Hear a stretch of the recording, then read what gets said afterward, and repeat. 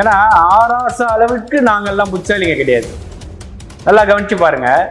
1,76,000 கோடி ஊழல் பண்ணி தீகார் ஜெயிலுக்கு போன ஆராசா புத்திசாலி தான்.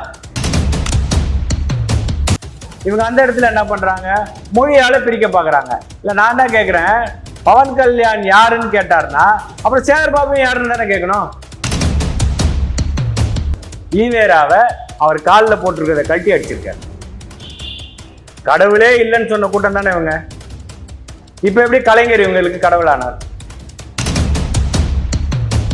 பாரதிய ஜனதா கட்சியின் வட சென்னை கிழக்கு மாவட்ட பொதுச் செயலாளராக பொறுப்பேற்றுள்ள நிரஞ்சன் குமார் அவர்களை சந்திக்க உள்ளோம். வணக்கம் சார். வணக்கண்ணே. மீண்டும் உங்களை சந்திப்பதில் மகிழ்ச்சி. வணக்கம். முருகர் மாநாடு எப்படி இருந்தது? முருகர் மாநாடு மிகவும் வெற்றிகரமாக நடந்தது. நம்ம எதிர்பார்த்ததை விட எண்ணிக்கையில் அதிகமான மக்கள் கூடியிருந்தாங்க. முருகருடைய ஆசி பரிபூர்ணமாக தமிழகத்துக்கு உண்டு என்பதை அந்த மாநாடு எடுத்துக்காட்டியது. இப்போ பார்த்தீங்கன்னா சார், உள்துறை அமைச்சர் அமித்ஷா அவர்களை ராசா அவர்கள் முட்டாள் அப்படிங்கிற மாதிரி இந்த வார்த்தையை பயன்படுத்தி இருக்கிறாரு. இது அரசியல் நாகரிகமாக நினைக்கிறீங்களா? கட்சியில் இருக்கிறவங்க இதுக்கான தனிப்பட்டவங்க பேசினா அதை இது பண்ணிடலாம். முன்னாள் அமைச்சராக இருந்த ஒருவர் இதை பேசியிருக்காரு, எப்படி பார்க்குறீங்க? இது நம்ம எல்லாருக்குமே தெரியும்ல, திமுகவுக்கும் அரசியல் நாகரிகத்துக்கும் ரொம்ப தூரம் அப்படின்றது நம்ம எல்லாருக்குமே தெரியும். நம்ம பெருந்தலைவர் காமராஜரை கலைஞர் அவர்கள் பேசாத வார்த்தையா, ஏசாத இழிச்சொற்களா? அதே போல இந்திரா காந்தி அவர்களை இதே கலைஞர் கருணாநிதி அவர்கள் எவ்வளோ கேவலமா பேச முடியுமோ அவ்வளோ கேவலமா பேசியிருக்காங்க. அதே திராவிட பாரம்பரியத்தில் வந்தவர் தான் நம்மளுடைய ராசா அவர்களும். அவர்கள் இந்த மாதிரி ஒரு கொச்சையான வார்த்தையை பயன்படுத்துறதுல ரொம்ப ஆச்சரியம் எதுவும் இல்லை. அவங்கெல்லாம் நல்ல வார்த்தை பேசினாங்கன்னா தான் நம்ம ஆச்சரியப்படணும். அதே போல ஆராசா சொல்லி இருக்கிற வார்த்தையை நம்ம ஒரு எக்ஸ்டென்ட்டுக்கு ஒத்துக்கிட்டு போறோம். ஏன்னா ஆராசா அளவுக்கு நாங்கள்லாம் புத்தாலிங்க கிடையாது. நல்லா கவனிச்சு பாருங்க. 1,76,000 கோடி ஊழல் பண்ணி தீகார் ஜெயிலுக்கு போன ஆராசா புத்திசாலி தான். இன்னைக்கும் வேங்கை வயல்ல பட்டியலின சகோதரர்கள் குடிக்கின்ற தண்ணீரில் மலத்தை கலந்து அந்த சகோதரர்களை இழிவுபடுத்த முயற்சி பண்ணியிருக்கிறாங்க. அதற்கு உண்மையான குற்றவாளிய இதுவரைக்கும் கண்டுபிடிக்காம அந்த பட்டியலின சமுதாய மக்கள் மேலேயே அந்த பழிய போட்டு, ஆனா இன்னும் சமூக நீதி காவலர் இப்படின்னு சொல்லிக்கிட்டு இருக்கிற ஆராசா வகையராக்கள், அதாவது திராவிட ஜந்துக்கள், அவங்க எல்லாரும் புத்திசாலிங்க தான். 1974 கச்சத்தீவை இலங்கைக்கு தாரவாத்து கொடுத்துட்டு, தமிழக மீனவர்களை கொத்தா இதுவரைக்கும் சாக விட்டுட்டு, இன்னைக்கு ஒவ்வொரு தடவை ஆட்சிக்கு வரும்போதும் கச்சத்தீவு மீட்பு போராட்டம், கச்சத்தீவு மீட்பு தீர்மானம்னு சட்டசபையில போடுற கண்டிப்பா இந்த திராவிட ஜந்துக்கள் புத்திசாலிங்க தான் எங்களை விட. கொத்தா இலங்கையில போர் நடக்கும்போது தமிழ் மக்கள் செத்துட்டு இருந்தாங்க. 1 லட்சத்துக்கு மேற்பட்ட மக்கள். இங்க பீச்சில் இந்த பக்கம் ஏர் கூலர், அந்த பக்கம் ஏர் கூலர், இந்த பக்கம் துணைவி, இந்த பக்கம் இணைவி, இவங்களுக்கு நடுவில் படுத்துக்கிட்டு உண்ணாவிரதம் 2 மணி நேரம் உண்ணாவிரத போராட்டம். 2 மணி நேரம் கூட இல்லை, 1 மணி நேரம் நினைக்கிறேன். உலகத்திலே அந்த மாதிரி ஒரு உண்ணாவிரத போராட்டம் நடந்திருக்காது. அந்த மாதிரி ஒரு உண்ணாவிரத போராட்டத்தை நடத்தி அந்த போரை நிறுத்திட்டேன் அப்படின்னு மார்த்தட்டி கொண்ட இந்த திராவிட ஜந்துக்கள் எல்லாம் கண்டிப்பா புத்திசாலிங்க தான். எங்களுக்கு அந்த மாதிரியான விஷயங்கள் எதுவும் செய்ய தெரியாதுண்ணே, நாங்க முட்டாளாவே இருந்துக்கிறோண்ணே.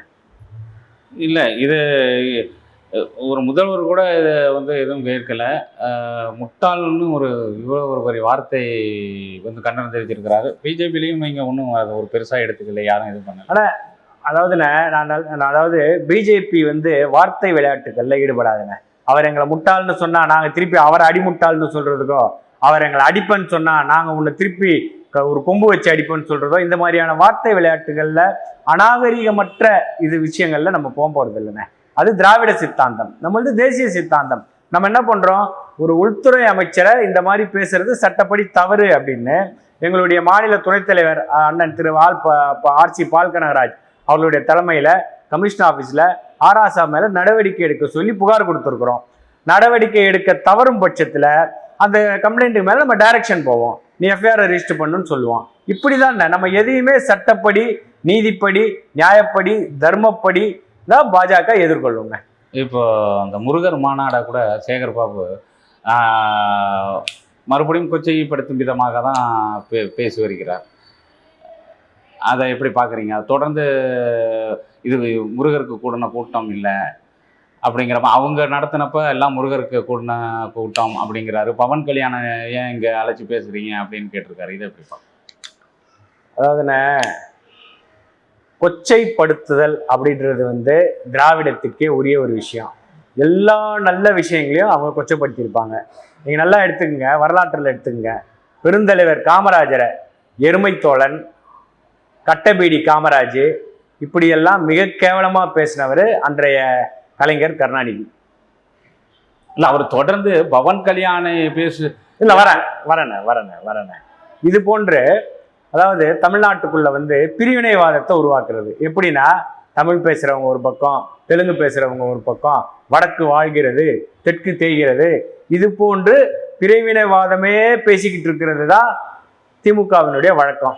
இப்ப இதுக்காக என்ன பண்றாங்க, நம்ம என்ன சொல்றோம், இந்துக்கள் ஒன்றாக இணைவோம் அப்படின்னு இந்து முன்னணி சொல்லுது. ஆனா இவங்க அந்த இடத்துல என்ன பண்றாங்க, மொழியால பிரிக்க பாக்குறாங்க. இல்ல நான் என்ன கேட்கிறேன், பவன் கல்யாண் யாருன்னு கேட்டாருன்னா அப்புறம் சேகர் பாபு யாருன்னு தானே கேட்கணும். யோசிச்சு பாருங்க, பவன் கல்யாண் எங்கிருந்து வந்தாரு, அங்கிருந்து தான் சேகர் பாபு வந்திருக்காரு. ஏன் அப்படி பார்த்தா இந்த திராவிடத்தின் தலைமை குடும்பம் எங்கிருந்து வந்தது? அந்த தலைமை குடும்பமே அங்கிருந்து தானே வந்தது.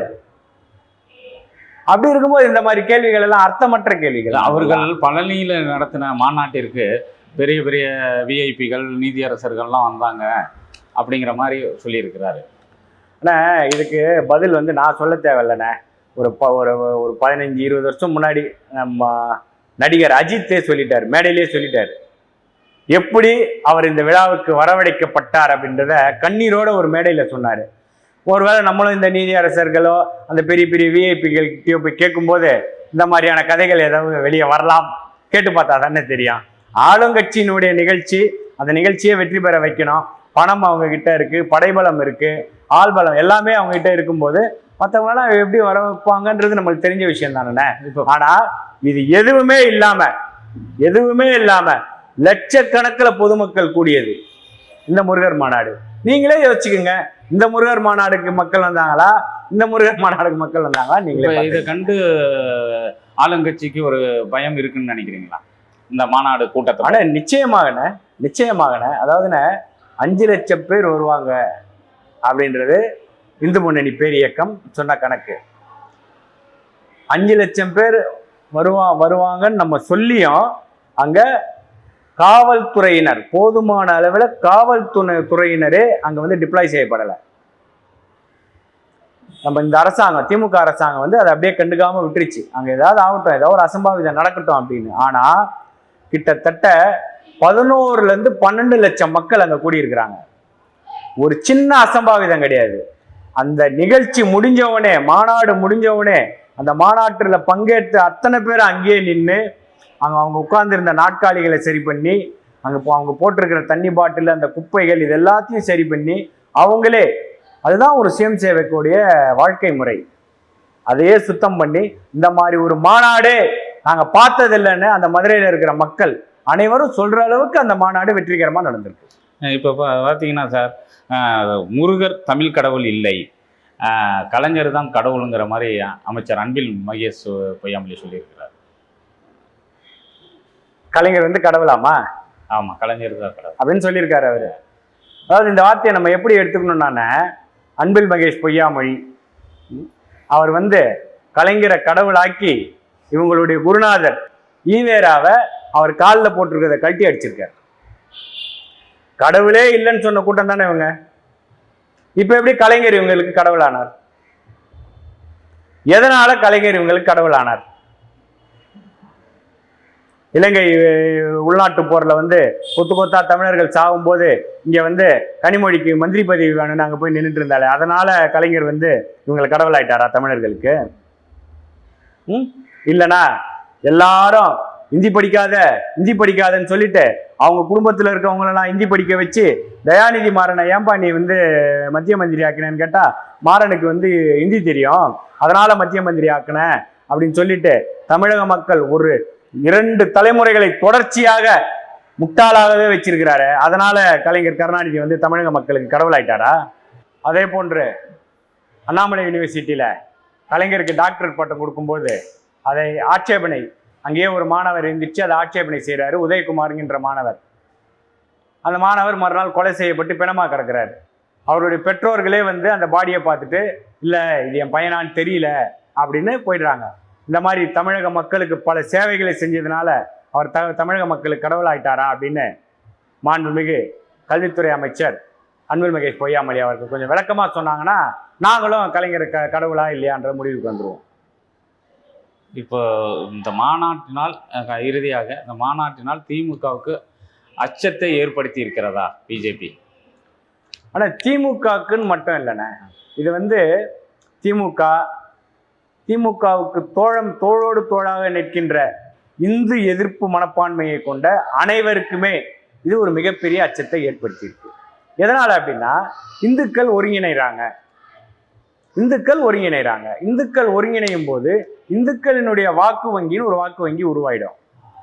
அந்த வாக்கு வங்கி உருவானால் இவங்களுக்கெல்லாம் சோறு கிடையாது.